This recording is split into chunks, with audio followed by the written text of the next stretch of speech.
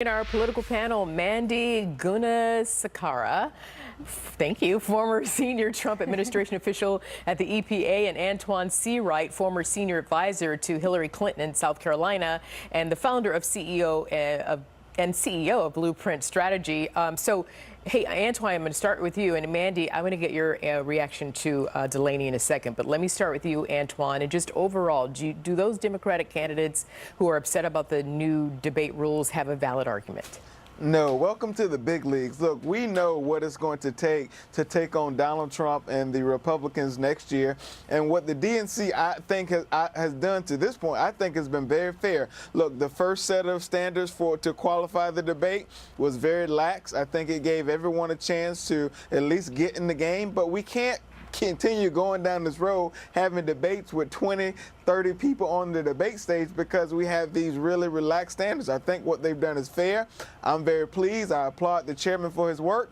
And at the end of the day, it takes the campaign and the candidate in order to connect with the grassroots people within our party and the donors to make their case. And if they do that well, they will have no problem qualifying for the debate stage. But what about Mr. Delaney's argument? Staying with you right now, Antoine, for a second. He's saying he doesn't have enough time to get his argument out to the donors. Mr. Delaney has lots and lots and lots of money to where he can connect with those voters in a real way and garner their support. And guess what? I know people in South Carolina where I live who are on Social Security income who will chip away $5 or $10 at the candidate of their choice. They did that with Barack Obama. They did it with Hillary Clinton. And I see them and I hear them talk about doing it all the time to the candidate they like. It just may so happen that he's not connecting with those people who are willing to make that kind of sacrifice. All right, Mandy, what do you think?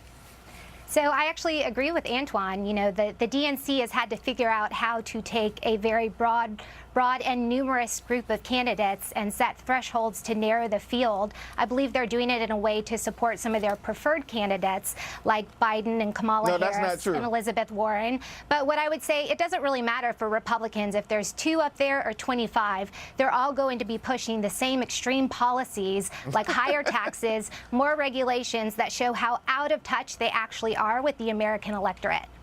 Well, you say out of touch. Yeah, most of the things we hear Democratic candidates running on are the same thing the same reasons why we had historic gains in the midterms, and why you say the DNC are kind of bending the rules towards certain candidates. If you look at who's going to be on the debate stage next month in June, they're not just the quote-unquote favorite candidates. They're candidates who not many people even knew who they were prior to them entering the presidential race. So I understand you are rehearsing the Republican talking points, but at least come with a very valid argument. All right, so wait 1 second. So the first, you just pointed out the date, the first DNC debate will be 26 days from now. So if you go back to May 31st, 2015, the Democratic field still had to wait 67 days before the first debate. What does that say to you, Mandy?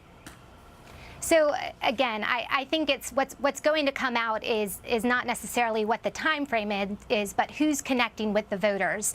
And when you're talking about leading into 2020, what Americans really care about is President Trump's winning and robust economy. They see that we've seen over 3% GDP growth. He's created over 6 million jobs. He's delivering on his promises. And I know that that is why the RNC is beating the DNC extremely well in terms of raising funds. I was looking at April numbers the other day. The RNC raised over $16 million compared to the DNC around $5 million. So there is very robust momentum and support for Republicans and the president, and we have a very strategic, well-funded, sophisticated game that's going to lend itself to successful 2020 outcomes. But Mandy, have you seen the recent polls? The #1 issue on the minds of Americans is health care. And so while you all want to do your victory laps and toe touches about the economy, that's not what is on the mind with the American people, and that shows how out of touch you all are. And in fact, while the economy is doing well for some, it's not doing well for everyone. That's why you see people forget about trying to make ends meet.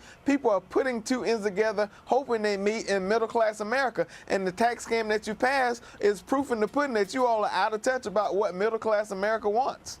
I think President Trump has done more for middle-class Americans than any of his predecessors, and his policies have put them in a much better standing than any of the extreme socialist policies that the Democrats are pushing. And when you want to talk about polls, what let's did talk you about say? the poll Well, we don't have time to talk about the polls, actually, so I have to go. Okay. So I have to leave it there. They just told me. So, Mandy, I'm a glutton for punishment, clearly, because I'm going to say your name again. I got it right first time.